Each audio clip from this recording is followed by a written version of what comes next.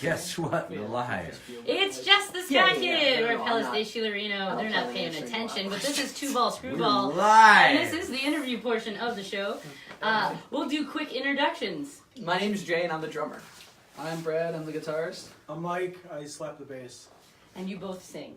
Yeah. Okay. Slap with the bass. So, first question. How did you come up with your name? So it was off of the, actually off the Blue Bunny ice cream cone.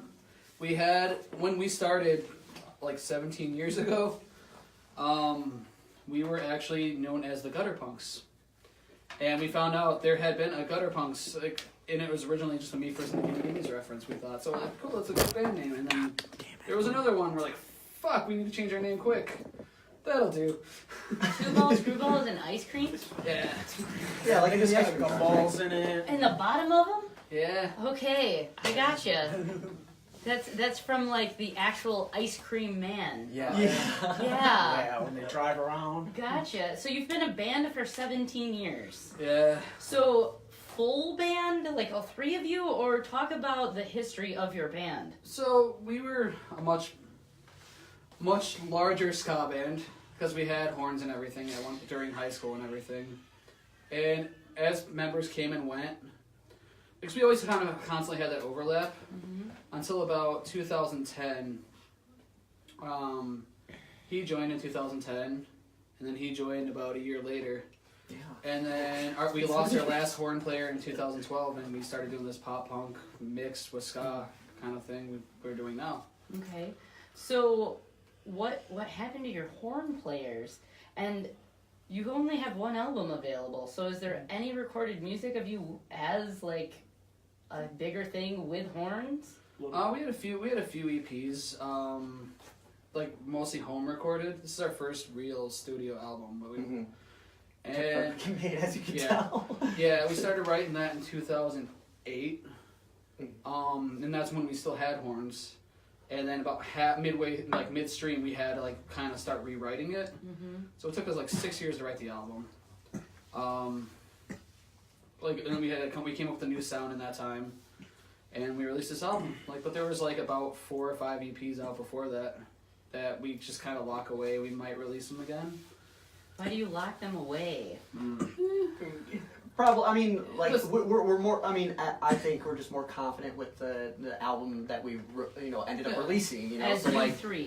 Yeah, and not because we don't want horns. It's just because it is much easier to be more consistent with us three rather than trying to rely on 5 people or 6, whatever it was. When I joined, it was 4 people, and even that was like hard to get everyone together. Yeah, It's just pitfalls. He was starting college. Our last horn player was starting college, and he really wasn't like as committed. So we're like, well, we gotta move on. We gotta do something with melody. You gotta have some kind of melody in a band. And we were just listening to Cheshire Cat from Blink-182 and heard that song Benoit Balls, which isn't the best song to base your band sound off of, but it was kind of ska. It had that cool pop punk lead, and it's like, let's do something like that. Yeah. So what happened to your horn players? Answer that question. For the longest time, it was me, my best friend, and trumpet player Sam Adams, and he was in. And he was Korean. Shout out to you, Sam, if you're watching. He joined the army. Okay. Because he needed some stability in his life, and he Ska wasn't doing it. and being in a band and being in a ska band, he needed something different. It had whittled down to a saxophone player named Nacho, and Nacho was the one who started college, and decided he did. He's Nacho band member no Nacho, more. yeah. no Mo's. The jokes we made. Wow, I didn't even know that. I accidentally was super punny. That was awesome. Thank you. So you still tag yourself as ska. Any inclination to want to acquire horn players and actually be a ska band? It's a cool sound and everything. Yeah. We just got used to playing with the 3 of us, so For so long. and I never. Yeah, go ahead. Sorry. I would actually like to do more of that Hammond B3 sound Suicide Machines did on Gotcha. Destruction by Definition. I thought because I just think that was the perfect album. Yeah, no, that's a really, really great album to base kind of like what we like our new sound to be. It's Destruction by Definition, but I mean they have horns on that too, but like they don't rely on like ska band. Yeah, exactly. So now, from I would say transitioning from a full ska band to, would you consider yourself now ska punk? Because in your little album description it said grunge and hardcore and metal and ska and all of that as an amalgamation of what you can get. So where do your influences come from, and like where do you fit within the scene? So I mean him and I were in a grunge band called the Grass Fairies. Actually, you joined a little later too. But it's not as active as it once was. But the grunge, I had also been in another I'd done a summer in a metal band called Leviathan Squire as the bass player, and it all kind of started influencing us somehow. So I mean, we're a ska punk band, ska and pop punk, but it's all the metal, the grunge, and all that's in our DNA. Well, I mean, we all come from different musical kind of upbringings, but excuse me, it started out probably from a very similar place, with I mean, I always credit Tony Hawk's Pro Skater, right? Growing, right? You kind of hear that sound, but I didn't get back to that punk ska until I was 16. And then but along the way from Tony Hawk's Pro Skater when I was 4 years old to when I was 16, along the way I got really into Metallica and Wait, System how of a Down. old are you? Yeah. I'm 25. Okay. Oh, no one knew. I was like, you were 4? Who let you play video games at 4? I did. No, I really grew up with that, and then I got into a lot of metal. And then from metal, I went to hardcore, and I got very into punk, and then hardcore, and then ska was just kind of in the background of the local music scene, right? So I would always know about the local ska band playing when I was going to a punk show. So it just came with the territory of going to local shows all the time, right? Swing State. Yeah, that's where we met, at Swing State in Lake Villa, that R.I.P. But. Yeah, that's where we met. They paid Paradise and put up a parking lot. It's a Nissan dealership now. Yes, So, talking about that, where do you fit in the scene? Since you've been around for 17 years, who have you played with? And, who currently do you play with? So, we started when a lot of the Kenosha hardcore punk, the originals, were still going. So, Gimme Crack, Republicans on Welfare, I played with them. Pissed Officer, they were all still very, very active. Still are. And this is 7 years ago. None of them are. Yeah, when I first started with you, I remember those names. We were also in high school, because that's when the band started. Playing with the Big McGaffers. Loser Takes All. You sound very much to me, the Big McGaffers. We love those guys. Loser Takes All was another one. We actually, Projects was actually a Loser Takes All song that we loved covering, and it's we're not letting that band die. They were such good friends of ours, they can't die. We gotta keep that going. What keeps you guys going? Alcoholism. I mean, because all of the bands that you just mentioned are dead. Yeah. So what makes you guys keep going? I don't know. Well, because it's funny, because when I went to school, we still just kept in touch. I went to school for 3 years, and we weren't as active, and clearly. Is that college or high school? In college, and Boy genius. and those whenever I'd come back, we try to do a show, we try to practice, but it wasn't really that much. But then as soon as I got back, it was just kind of falling into old rhythms, and then just let's keep doing that, and it gets harder as we get older. But I don't know, something about just the love of the music and seeing all those other bands die. It's like you don't want to be that, right?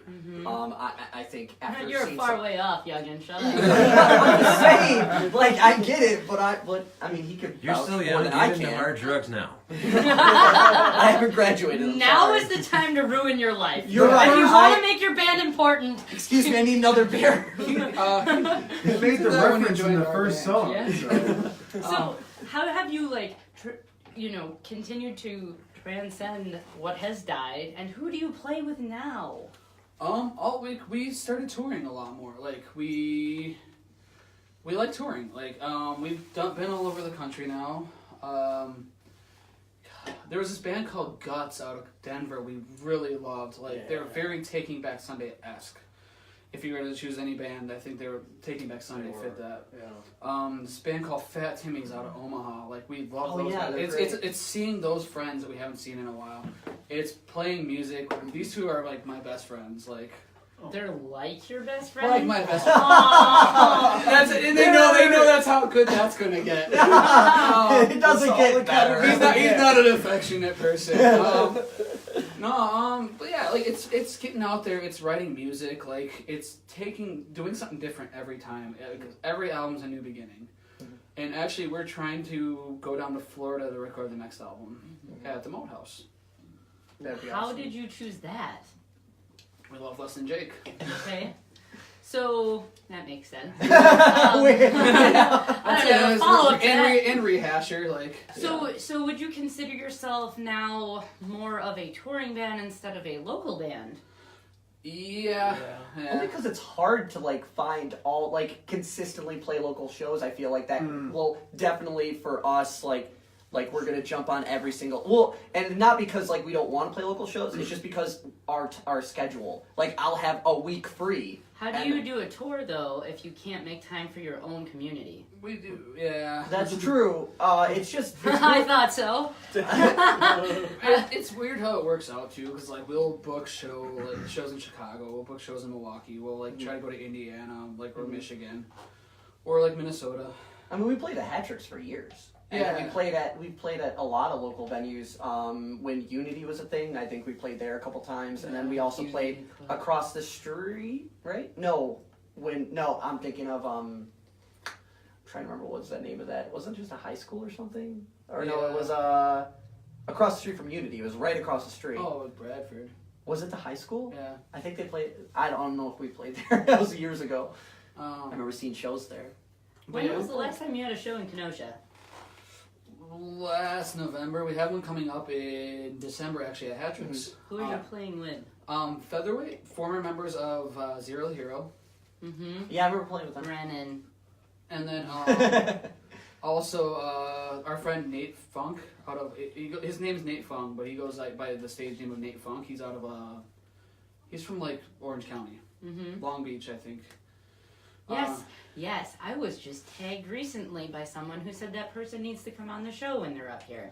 He's a great guy. I've known him, been correspondence with him for years through God, Facebook. And he's like, hey, do you think you can get me a show in Kenosha? And I come up, I'm like, hell yeah, we'll get you a show in Kenosha. And we tried to get a courtesy of Tim on that bill, but they couldn't. Mm-hmm. But That was band we played with in Omaha? No. Chicago. Oh, okay. 2 weeks ago. Yeah. They're Oh, from yes. Madison. Okay, yeah. No, I'm getting my band names mixed Yeah, up. we played with them at the port too. Yeah. Yeah, last year. Mm-hmm. Courtesy of Tim. They played our basement. Yeah. Mm-hmm. I think you told me about that. Yeah, they're awesome guys. We love them. They took the place of Wastebasket when Wastebasket I love Wastebasket. broke up. Do you feel like you don't play shows here because you don't know the scene anymore because the bands that you grew up with are no longer around? I would imagine. Yeah, that's part of it. That's a big part of it. So then how do you book a tour if you're spending time doing research on other bands in that area? Or do you just contact a venue and hope to show up and play with someone that they hope will draw? We kind of just book within the genre if we can find it via either pop punk, ska, or some relatively alternative. Mm-hmm. And we've met we met a few promoters along the way. Davo out of Lefties in Des Moines, I know who that is. and We went to Des Moines, 2 Lefties for Fistful of Ska. And we got to hang out with the Pie Tasters, and I got to sing in the alley with Jesse from the Agrolites, and it was so fun. It was so fun. And then we followed them to Chicago. Yep. And So fucking awesome. Dave Simon fucking smashing me in the face with a mic stand. Yeah, it was fun. Anyways, there was ice. But, you know, I encourage you to actually do some research in the area. And, you know, a wonderful resource is our show. The whole point of this is being able to connect people. And we have had lots of people here, plus we know a lot of other humans that are locally around. So if that you wanted to grow your name again here in town, there is an opportunity to do so. As well as touring, because now we know people from New York all the way down into Florida, across into Texas, and out west, and Idaho even. So there's music all over the place. How do you find bands to play with? Just internet mostly. I mean, like like the most local one we've actually connected with recently was First Rule. They're pretty good. Like I've known Chris for a long time. He delivers my pizza. He's a great dude. But yeah, like it was cool getting back in touch with him when I saw he was doing music again. And yeah. What do you listen to yourselves, and do you go to local shows? Or do you just like, I'm going to listen to what I've always listened to? I'm always looking for new music. I work 2 jobs. I'm like a merchandiser for Coca-Cola, and I work at the bar. So it's like when I get that little bit of free time, I try to go out. And if I see somebody I know release an album, I try to buy it, at least online. So, like, the way to support them, at least, like, even if I can't make it out to the shows because of the 2 jobs. I don't know, I can't speak for these 2. Like, Yeah, you need to speak, Mr. Slap in the Bass. We're waiting. Yeah, I listen to the old stuff, and I, go to shows and stuff. And Anything do you we go post to? on Facebook. Mike, listen to this. yeah, What attracts you to a show in town? What makes you want to go to a local show? Well, it's fun because, like he was saying, we knew a lot more people from back in the day. So, like, as those people kind of leave the scene, we don't I haven't personally met any new people. So it's hard to keep up with the shows that are happening around here unless one of these 2 guys posts about it. Or I see something that like you guys have posted since we found out about you guys that were going to be on here. Like that's I have more limited resources than I had back in the day of finding out about local shows. So like I usually end up going to Chicago or Milwaukee for shows now. So sometimes just stumbling into hat tricks, like I'll just go randomly. Going into a bar, but I mean that's not. But what attracts you to go to a show? Like, if you're going to Chicago, what attracts you to Chicago as opposed just to seeing a Kenosha? band like I want to see. Like well, we need I just examples. Full answers, boys. I went to Ride Fest recently, and that was a lot of fun. I found out about, like I was saying outside, Just Friends. They're an awesome band from California. They have a couple members from Mom Jeans, and I love Mom Jeans, and so saw Just Friends. They're this awesome, like, ska, emo, they have a lot of weird influences. They all bring it together, and I love stuff like that. Some obscure, more like alternative stuff. I love stuff like that. So I mean, I've been listening to them lately. Like I said, Mom Jeans. Go ahead. Oh no, I was just. Oh, you're just listening. Oh, I'm sorry. I was flexing He's agreeing. I try to. I found out about a lot of stuff through just like recommends on Spotify or Apple Music, which is what I just recently subscribed to. So like anything it'll say like, hey, you like this? Try this. And I'm like, awesome, let's try that. And that's how I found out about new bands, honestly, mostly. I mean, anything happening around here, I kind of rely on just people posting about it on Facebook because I don't see a lot of it anymore. So that's just, so, no, I'm done. Sometimes it's just discovering new music. Been hitting up JJ's Bar and Grill a lot up in Franklin, and just discovering a lot of new bands. I discovered a Retirement Party that way. Great band, honestly. I want to get them on a bill. Yeah, they're gonna play around here. Yeah. They Well, they're coming to. Don't discredit Kenosha. No, even here. No, I meant like I was playing play with us. Like Yeah. I'm kidding. It was a joke at our expense, not Kenosha. Awesome female fronted band. Like Mhm. I hate using the female fronted because like it's kind of overused, but like. Are you being like, misogynistic right now? No. A little bit. What? I hate that female-fronted bullshit because it's like women, whatever. No. Like, hey, way to go, man. It's online when they consider it like they list it as a genre sometimes. It shouldn't. It should be. Do you know why? Because so much iconic music has been laid at the foot of penises that women have continually been ousted as only roadies or not considered anything. So it is important that we have our place because it takes a lot to not suck cock and still be important. Fair. Oh, I was just saying, like, you wouldn't say male musician. You don't have to because the genre is predominantly male. Fair. I can agree with that. Retirement Party has a great lead vocalist though. Sorry, and then there was an awkward silence. No, you're absolutely right. No, It's hard. You're not. I watch it. See, now having done this, a majority of the people who come through our home are male. And it is very rare that you get to see women in music. And women in music in general, even though they predominated certain genres like doo-wop and jazz, they still were not considered as important as their male counterparts, even if those people were back up to them.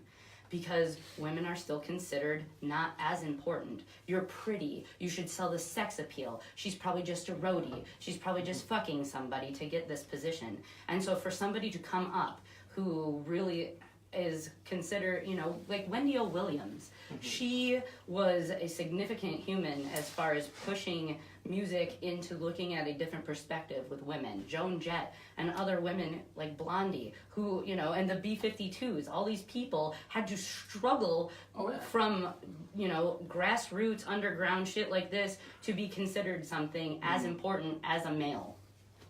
So that you know. Check. Yeah.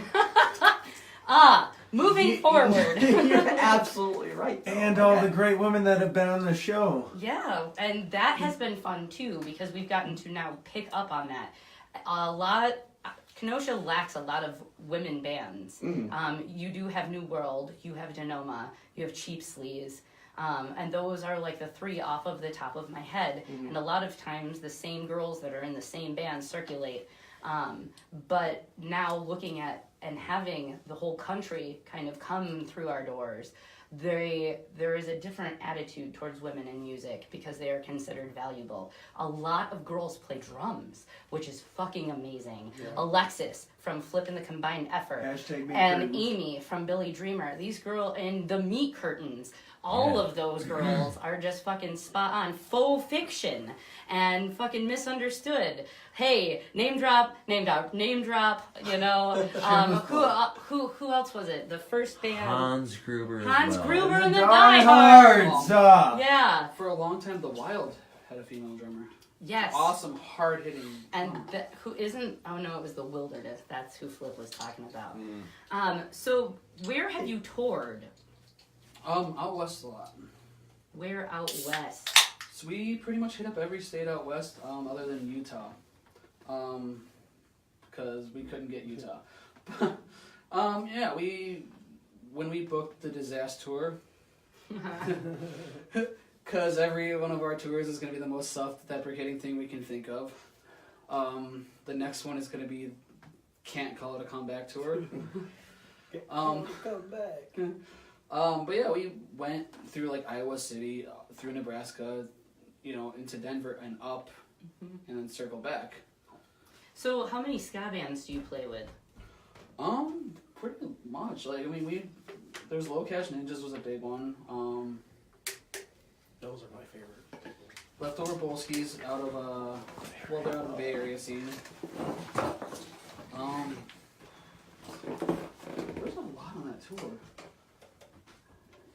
Yeah, but we didn't play with just ska bands. Like, we played with metal bands, we played with... Yeah, that was fun being sandwiched between the metal band. Yeah. Yeah. When we book a tour, it's not always about the city. It's just sometimes we just want to nail down a state. It's just because like we want to keep the thing moving forward. Mm-hmm. Sometimes it's way out of the way. Yeah. So we were driving like minimum 10 hours on that tour. Do you anticipate going east?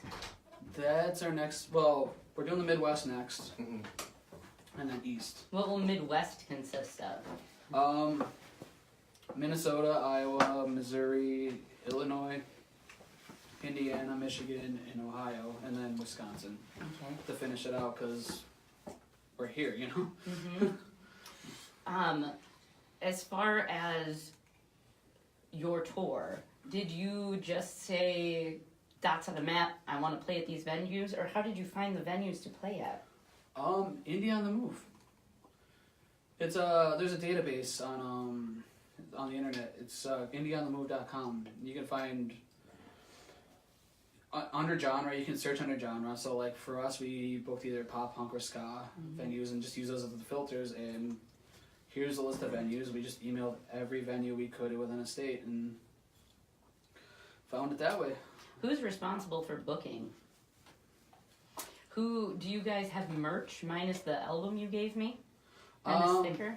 So we've got the t-shirts, which we actually have an order sent out right now, but we didn't have any back by the time we got here. And like all our shirts right now are like, we have like 5 small shirts left. And yeah, we had to order more.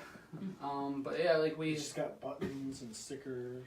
Yeah, we have patches coming because we tried to do a crowdfunding campaign.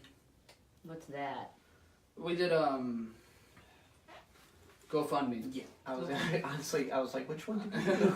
Did a GoFundMe to try to fund the album like a couple of years ago, and we got about half of the goal that way. So we're still gonna keep the promises to these people who actually paid money, and since everything if they put anything down, we're giving them a full merch package. Just because it was a ride getting that album done. Just a lot of snags and everything. Where did you record? Skies Fall out of here.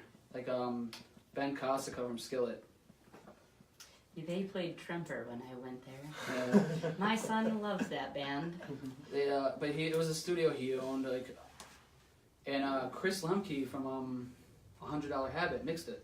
Cool. Yeah, he was They played our basement and they wrote the song for our show. I watched that episode when we were preparing. They're awesome. They wrote like 4 versions. They did! Yes. And so he mixed it, huh? Yeah. And he mixed it when for you? Between December of 2016 to March of 2017 is when we got the finished product back. So Outhouse. Yeah. Okay. They're awesome. Mm-hmm. Like, he's a great mixer and great masterer. Mm-hmm. How did you find him? The Chicago pop punk group. Cool. Like, I saw he was doing work. It's like, he could come in handy for later on if we ever want to record it on another studio. And when we were going to go through Skies Fall, we found out it was going to be like another $11,000 to mix and master that. Wait, hold on, time out. What 11, fuck? comma 000, Yes. not 1,100. No, 11,000. Holy fuck! Yeah. Yeah, I don't know, like, Why? we already funneled a lot of money into like the recording process. So How much did recording cost you? Can I ask? I'm not sure that we feel totally comfortable. Oh, it was expensive. A lot. Like, I can't remember exactly how much, but it was a lot. And It was like, too much. When I heard it was gonna be like, when I did the math and figured it was gonna be 11,000 extra, because it was like gonna be like something like $695 a song. We're like, no, fuck that. Like, we're gonna find something cheaper. What the fuck? It came down between Chris Lemke out of Yeah. Outhouse and Gary Janota from the Seasides. Okay. And Chris Lemke just happened to have the best offer. His samples were great. You could save a lot of money if you actually partnered with the bands here. Oh yeah. Because the First Rule does all their own shit, right? Yeah, they're awesome. Like, I didn't Yeah. know they did their own stuff. Yeah, they a lot of screen bands in their town own do their own shirts and stuff. everything. Rusty Chicken does his own stuff. Roaming Bear does his own stuff. Old Wolves does his own stuff. Like, there are so many fucking bands here that I've do been a it. fan of his. The Astronomer. Joe Sampano, right? Yeah, You know? Joe Sampano. I've been friends with him on There we go, Facebook since just like fine. 2011. He's awesome. He's great. Second. First rule. Yeah, they started doing their own stuff because they wanted to save money. So Yeah. Bo has a recording studio at his house. Wow. Next album, we're just screening our own covers. Just decided we're gonna start screening our own covers because it's just Cheaper. because you can buy the stock sleeves. So why not just make templates and just fucking. Yes, why not do that? Yeah. Yeah, see, I'm all about efficiency. Yeah. Like, is it price Yeah. worthy of things? Like, Yeah. you guys went through a distributor, yeah? No, for this album we did the Bandcamp mostly. We didn't try to do CD Baby like previous EPs we had done Mm-hmm. because it just didn't seem. Yes, don't go through a distributor. It was. And if you want to know why, you can watch the Ego and the Maniacs interview. And I stress this because a lot of people go, I don't have time, it's easy, it gets me on all of the platforms, etc., etc. We've heard it from a plethora of bands. Yeah. However, you lose the rights to your music. Yeah. So you don't get to have them. Yeah, So we haven't don't done do that that. yet. I don't think losing. I mean. Well, we did with Loud Music, and that was the last time. Like. Yeah.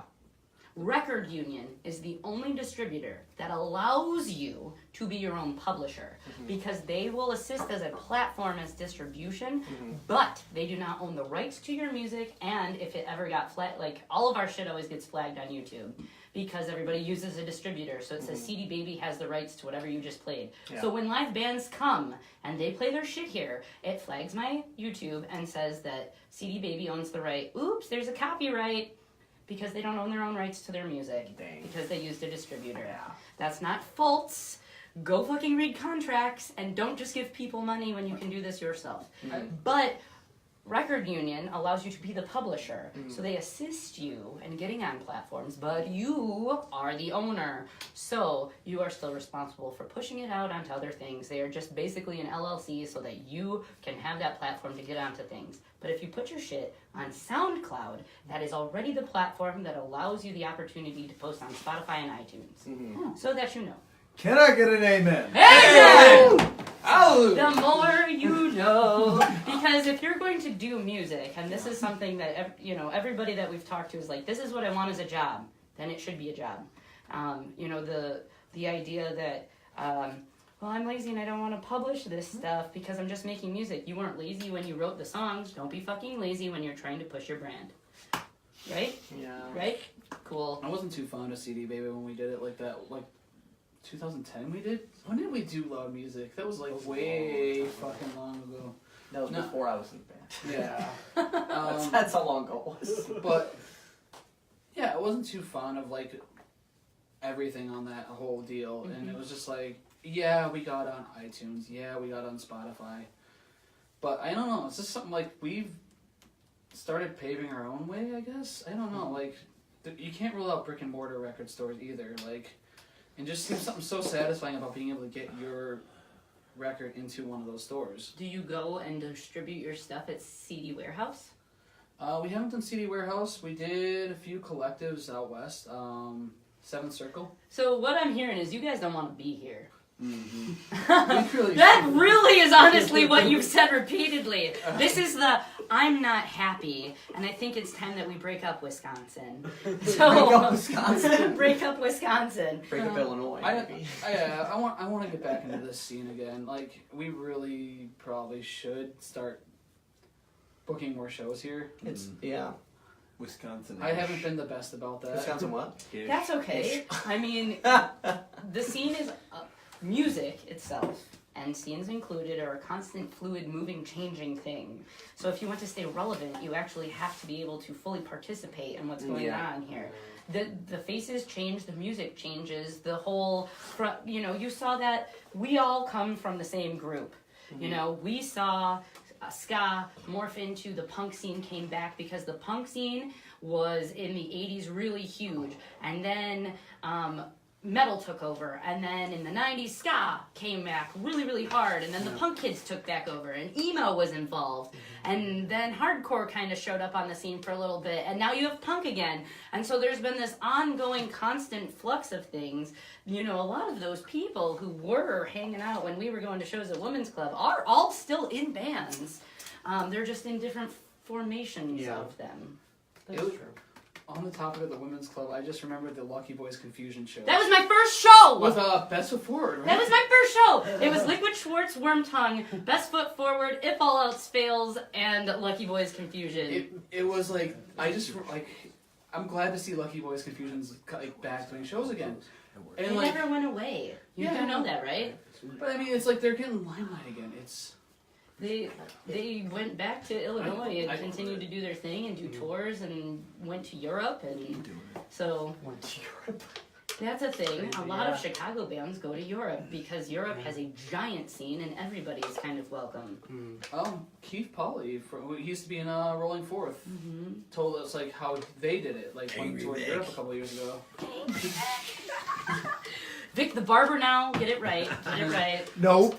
Oh my Never. God, it's not Rockets. I just remember that. Right? I used to Remember fight that, him right? over G.I. Joes in the bathroom at St. Cashmere's. Calm down. I know, it was funny because when I started going to shows, these kids that were all like, "Eh," I'm like, you go to Holy Rosary, what are you angsty about? Calm down, did a priest touch you? Sorry, I shouldn't joke. That's probably the case. It's true, but they just moved him to a different church. It's okay. Keep going to church and believing in God. Hey, pay your money to the high people. It's cool. We just got I'm a flagged again. bad human. I know. I'm gonna be muted. Don't come on Jess's show. So real quick, because we've reached the top of the hour already, where can people find you? That's what it sounds like this whole time we've been California. talking, right? No. Bandcamp, Facebook, YouTube. Those are like the only platforms we've really gone through lately because like we've been trying to avoid the distributors such as CD Baby, Indiegogo. We're just trying to avoid those because it's just I have more fun paving my own way. What about Instagram? I actually just started that. Actually, you started the band Instagram, right? Yeah, but do they actually do stuff on there? A whole fucking bunch. That friend that you just mentioned, that Nate kid who's coming through, you're playing with. Oh yeah. He's on Instagram. And isn't Greg Rick Mr. Eaton from Greg- Talk the Greg- Ska Greg- tagged me and said, go on Jess's show. Greg Rikus is on there, yeah. Everybody's on there. Have you heard of the big news? Oh yeah, out of Oklahoma City. Yeah. They've been on our show. They're awesome. And the optometrists from Idaho Falls, Idaho. Yeah, and 2:30. How about Classy Rex? You heard of them? You want to go to Toronto? I have not heard of them, but yeah, I would love to go to Toronto. Yeah. It might be so, really quick. So 3 main platforms, hey? Yeah. So, any upcoming shows that you want to pump? Hatrix, December 21st. Show starts at 9. Us, Featherweight, and Nate Funk. Okay. Will you have merch then? We will have plenty of merch. Okay. We'll have some patches and like more shirts. And then just all the CDs and pins and stickers. And the album that is up on Bandcamp is called? Scatterbrained. Yes. Ska. It's a ska puns, you know? joke. We actually have half the new album written. The new album's going to be called Fun with Knives, and the EP we're going to be releasing... So you gave us a sticker for something that I didn't even release yet? Not yet. That's the thing. Oh That's the thing. Promotion. And but we're pre-releasing an EP because we have half that stuff already written. And we're calling it the Tire Fire EP. Tiger Fire? Tire Fire. Tire Because half the songs on the album or the EP are Simpsons references. Oh. Everything's coming up Millhouse. True. Yep. Watch Out Radio, Active Man, and The Little Town That Cat and Won'ts. Very nice. Real quick before we end, because I am curious, how do you define ska? What is ska to you? Which wave? That's a good question. That's what I'm asking you. I mean, I grew up with... When I was coming up, it was Catch-22, Real Big Fish. So obviously very third wave influence bands, no doubt was in there, Sublime. But I got into the specials a little later on. I was working backwards. Found the Scatolites, found the Wailers, not just Bob Marley and the Wailers, but the Wailers. Desmond Decker was awesome. So I mean, it's just like a matter of working backwards. Like sometimes for me, it was when I discovered a band, say Rancid. Well, who influenced Rancid? And just kind of working backwards.